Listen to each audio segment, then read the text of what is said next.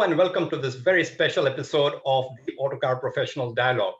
This episode is extra special, not so much because we have for the first time a set of two guests, but also, more importantly, they happen to be perhaps the first husband-wife team who are also co-founders of a business in the automotive industry. I'm talking about Geeta and Henrik Fisker of Fisker Inc. Henrik Fisker is the chairman and co-founder of the company, and Geeta is the CFO of Fisker Inc. So Geeta and Henrik, welcome to the show, and glad to have you here. Thank you, Samantha. We are both co-founders. We are happy to be here. Thank you, Samantha. Very excited for this interview.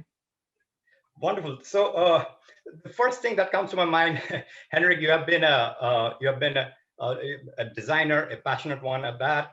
Geeta, you have been an investment banker in the past in the finance business. So it's a little bit of a, if I may say, left brain, right brain combination. So that makes the job, your roles and of kind of taking the company, building the company now, it's easy, right? Well, the automotive business is definitely not easy. I would say this is one of the hardest jobs, and being CFO of a startup car company, I would say it's one of the toughest jobs in the world. And the reason for that is because you're creating new technologies, you're creating supply chain, and you're creating a product and a brand that is new. And honestly, this is one of the most capital intensive industries, most complex industries. So you do have to have certain processes, you have to have logic, you have to have a combination of risk taking whilst you're creating the buzz and excitement with the supply chain, with consumers. So I think it is a pretty hard job, but if you do it methodically, I think that there are certain inefficiencies that can be bridged to create a very exciting car company of the future. Right. And this story, Henrik, last CES that I'm talking about, the CES show of 2020, that's when you kind of showcased the Ocean SUV to the world for the first time. How much of a development have you made since then? It's been a year now. Well, we have made quite a lot of development. I mean, don't forget, we went public in October last year, so that's only a few months ago. And that was really the true kickoff of the program. So even though you show a show car, you still need to do all development, long lead tooling, sign up all the suppliers, get the manufacturing ready. And all that we started in October, full speed, when we raised over $1 billion. We are now a public company on New York Stock Exchange. And we are really going full speed. We signed a really detailed agreement with Magna, which has a very large manufacturing plant in Europe. So we are starting manufacturing in Europe, then later here in the US, and hopefully one of these days in India as well. But we are on target to launch our vehicle next year with some really exciting features, FI pilot, very long electric range. It's going to be a super innovative vehicle. Right. And in our earlier conversation, you also talked about positioning Fisker Inc. as the builder of the world's most sustainable vehicles. So towards that, Geeta, I mean, it's good. It's a good pitch, but to build upon it, to sustain it, it's also quite all the more challenging, right? Well, absolutely. I mean, building the world's most sustainable car means that you're doing things within the company where you're using right materials, right supply chain, and also creating ESG practices with the suppliers and ensuring that you have the ability to both qualify and quantify the materials and commodities that you're bringing into the company. So it's not something that can be created in one day, but you have to build on that foundation that you are leading to becoming the world's most sustainable car, and you're passing on this phenomenal product in the hands of customers who are then contributing to reduce the carbon footprint in the world. And that's what creates an excellent mission and vision of the company, both for our employees and our customers. Right. Henrik, how does year 2021 look for the electric vehicle industry globally? Well, I think 2021 is probably going to be the year when we really start to kick off electrification in a serious manner, meaning high volume products. We're going to see some products coming out this year from other automakers.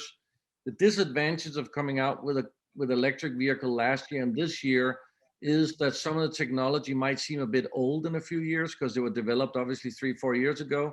The advantage we have at Fisker is that we kicked off our program in October.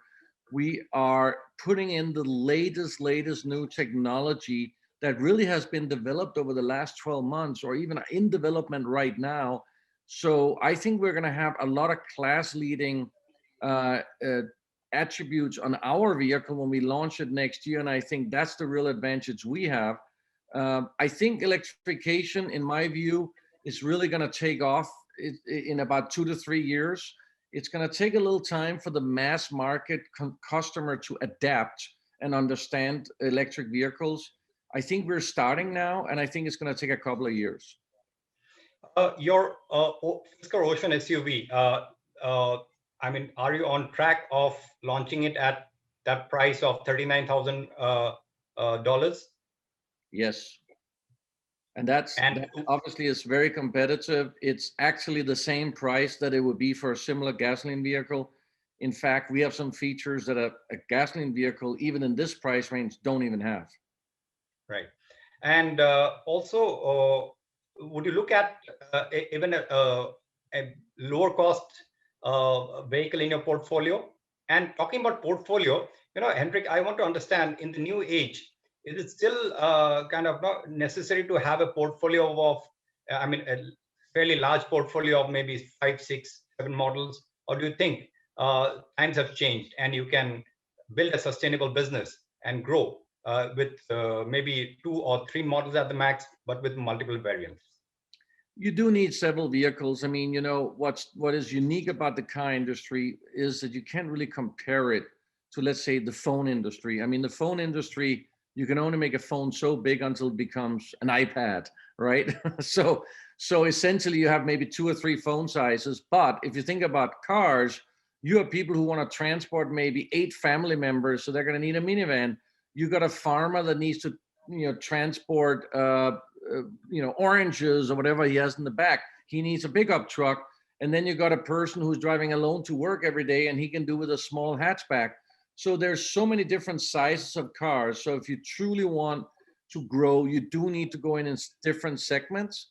What I do believe is changing is that where you're going to see upgrades, rather than maybe doing new bumpers and stuff like that we are doing in the old world of the car industry, we have facelift every 2 years.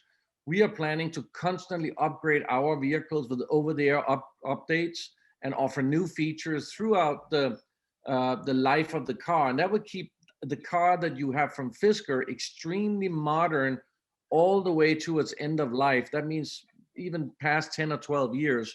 So I think that's the new way, where we're probably looking more like the car of the future being IoT on wheels. Right. And also, what about the range, driving range, with the battery technologies evolving? What is the kind of targets that you kept for yourself at Fisker Inc? So we are already very deep in the development of our powertrain and battery pack, and we already know now that our target will be fulfilled to have the longest range in our segment. So right now we are looking at our highest end version being an ultra long range. Obviously in our price segment, so I'm not talking about $100,000 car. So in our price segment, I think we will take the lead in range, and this ultra long range will have over 350 miles, which in kilometers is probably close to 700 kilometers, depending on what the testing cycle are. But not everybody needs that range. If you live in a big city, you may not need to have such a huge battery. So we'll also offer a smaller battery that's more affordable, but it'll still have over 250-mile range, which is very long as well. Indeed. And you also teased some design sketches, images of perhaps your next vehicle. Are you looking at maybe something like a pickup truck as the next vehicle? What's the plan? We're looking at all vehicle segments right now.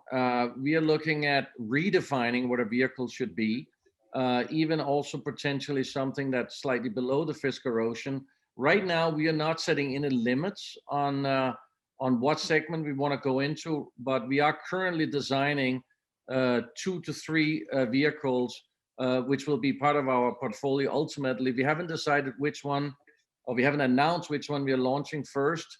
We are concentrating on talking about the Fisker Ocean right now. But obviously, Right. if we want new vehicles to come out shortly after the Ocean, we have to work on them now, and we are already working on them. Geeta, if I may ask you, what was the strategy behind getting merged with the Spartan Energy Acquisition Group? And even after this arrangement, do you still continue to have the majority stake? Yeah, so Sumantra, we are, as I said earlier, in a very, very capital intensive business. And typically, Silicon Valley is not been supportive of capital intensive hardware businesses. And raising capital privately is really not a solution for an industry that doesn't need tens of millions, that actually need billions of dollars. So the right market for this product is capital markets, especially when there is a major disruption in automotive. And Wall Street have actually accepted that the future of automotive is electrification. So the purpose of the reverse merger was to be able to de-risk the financing of the company. So we had the capital sufficient to take Fisker Ocean all the way to production and become revenue generating as a company. So that was the main driver. And as you noticed, that we raised over $1 billion as we closed our IPO back in at the end of October, November. Now, going forwards, clearly it gives us the firepower to have suppliers on board, to have all the development on board, and hire the right people and create your globally certified product that we launch at the end of next year. And you have also taken, collaboration is increasingly becoming the name of the game in the automotive industry, and more so in the EV industry. And you have kind of taken that route with the collaboration with Magna. So would you have different partners in different regions of the globe as you progress? And in line with that, as you progress further and come to maybe this part of the world, would you look at a partner maybe in India as well? So a typical car with a new platform, with a new manufacturing facility, takes about 60 months and about $3 to $5 billion. And the way to partner, the reason to partner is to cut that time from 24 to 30 months. And clearly in the case of Magna, we have 2 or 3 critical partnerships. The number one partnership we have is a sharing of an existing platform, which means that we have certain common parts that have volume, existing volume, that have supply chain, and we don't have to wait for several years for development of those parts of supply chain. Number two, as Magna is well known globally, with respect to being a contract manufacturer, they've manufactured very high quality vehicles at their 8 million square foot facility in Europe. Clearly, we have a facility that's ready to go. The third area we just announced a collaboration is with Magna Electronics here in the US, where we are jointly developing a FI pilot, and we will have several proprietary features, including sharing of IP that will make our user experience very unique. And of course, Magna has supply chain in many other commodities, boring commodities that we don't hear about, like lights, seats, many other components that are critical for a car to be assembled and run. So I think this partnership gives us an amazing step up to get the first vehicle to production. You asked about global partnerships. I think we have to look at regions as we go along. Critical thing is, what does a partner bring to the table? EVs are easier to assemble, they are faster to assemble. So clearly we have a great partner with Magna. We also have a joint target of reducing the number of manufacturing hours that go into a vehicle. So I think that we will go region by region to see whether we really truly need partners or we can do it alone. I mean, Samantha, one of the things that's changing in the world is, collaboration in the automotive industry. And one of the reasons for that is that everybody needs volume. And right now, globally, we are producing about 80 million vehicles a year, only a couple of million of those are electric. So how do we get volume quicker? We can't sit and wait until we eventually produce 50 million electric vehicles. So I think collaboration is going to be the way, because you can share components, share platform, share manufacturing facilities, which, by the way, is also much more sustainable because we got overcapacity. And you can already see this trend is happening. You have seen Foxconn have just announced a partnership with Geely, getting into contract manufacturing. You have seen Apple is potentially talking to some car manufacturers about manufacturing. So it's happening all over the world. And I think electrification is really going to emphasize collaboration, because there's also certain elements of a car which is not anymore driving the brand perception. For instance, you will not be able to hear the difference between one electric motor and another. So why not share it? You will not, a consumer will not care which type of battery cell is in this battery pack, as long as it's affordable and give you the range you want. And that affordability happens when you share. And also in development, we can speed up development. It's unheard of to be able to bring a car to market in 24 months. That's what we are doing. And it allows us to bring more cars to market quicker for lower cost. Right. And talking about collaboration and even with your existing partner, Magna, I mean, could the India operations of Magna, could that be also under the purview of the arrangement if found viable? So Mantra, currently we've agreed to produce the vehicle at Magna's tire facilities in Europe. We are open to partnerships, like I said earlier, in various parts of the world. So currently we are going to look at assembling the vehicle, for example, in India at some point in the future. And we have not decided whether we will partner with someone or we would do it alone. It all depends on what the partner brings to the table. Right. Geeta, India is your country of origin, and this will also be from a business perspective, will be a special market for Fisker Inc, isn't it? I mean, you have, the recent, you must have read about the recent developments of Tesla setting up a base here and forming a unit here. So how long before we have a Fisker Inc's official presence in India? I think we'll have a physical presence in India already this year, honestly, Sumantra, because besides India being a market for our vehicles, India has some great talent. Clearly, Pune is a great hub with respect to automotive. But more importantly, if you look at Bangalore and Hyderabad, they are great hubs for software development. And as cars of the future have software pretty much in every commodity, we would look to set up a presence this year in India and tap into that phenomenal software talent already. Henrik, the vehicle, when can we expect the Ocean or maybe another vehicle in India? Well, I think, what we need to look at for India specifically is, because of sort of the import, high import tariffs, ultimately, if you want to have a certain size of market, you need to probably assemble the vehicle in India. Now, the Fisker Ocean would, I think, be quite an interesting vehicle for India because it's very spacious. It offers great driving range. And also we have a base price, which is pretty low for this size of vehicle. And obviously, if you would build it in India, we might be able to get that price even lower. So it's something we would take a look at. But we also have another vehicle that could be interesting to build in India. So we will be investigating this possibility throughout this year, as Geeta mentioned, starting by first opening up a software development center, and then we'll start looking at what are the possibilities to ultimately get into the Indian market. Because I think India could adapt electric vehicles fairly quickly if the government supported, just like India adopted, the mobile phone really quickly.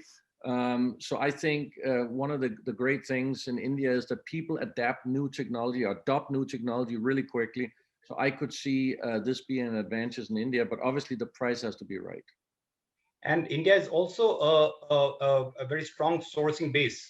So is that also an option that you're looking for? Maybe tapping the Indian supplier base? We are already talking to global suppliers. That includes some Indian suppliers, Sumantra. So absolutely, as you look at localizing a product, I mean, clearly the couple of areas that are cost heavy, and they are weight heavy, as well as batteries and motors. So, those tend to be dominated by a certain supply base already. But absolutely, there are many other components that we are working with a global supply base, and India is definitely a contender, both in software and hardware.